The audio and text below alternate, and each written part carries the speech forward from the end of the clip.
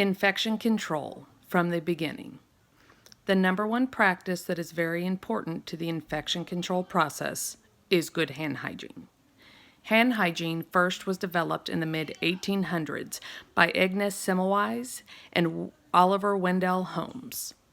They both provided the first evidence that with proper cleaning of contaminated hands, this helped to reduce the amount of nosocomial infections.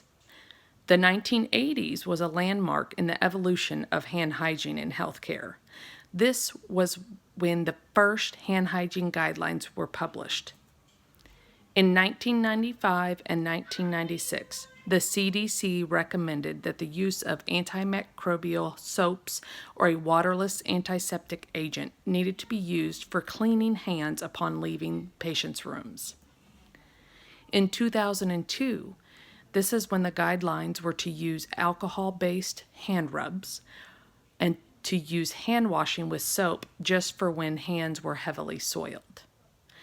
The infection control processes start with good hand hygiene, but does not stop there. The cleaning in between patients is very important also. Wiping everything down is another important factor. CMS, they watch the healthcare setting closely for infection control processes. They want to see good hand hygiene along with proper cleaning of equipment and furniture in between patient care. It is very important in the healthcare setting to make sure that your staff is properly educated in infection control processes. Staff in services are a very helpful tool in making sure that all of your staff are up to date on the most recent rules and regulations.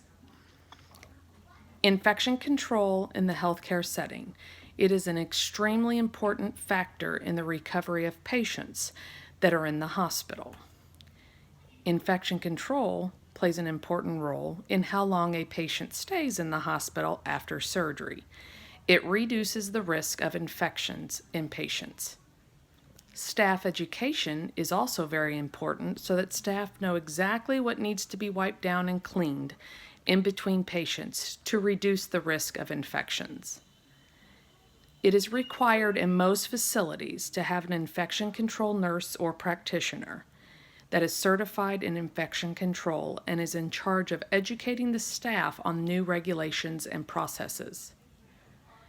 The more education that is presented to staff on infection control, the more it ensures the decrease in nosocomial infections and shorter hospital stays for patients after surgery. We all need to stop and think and ask ourselves, am I washing my hands properly to decrease the risk of spreading germs to my patients and my family?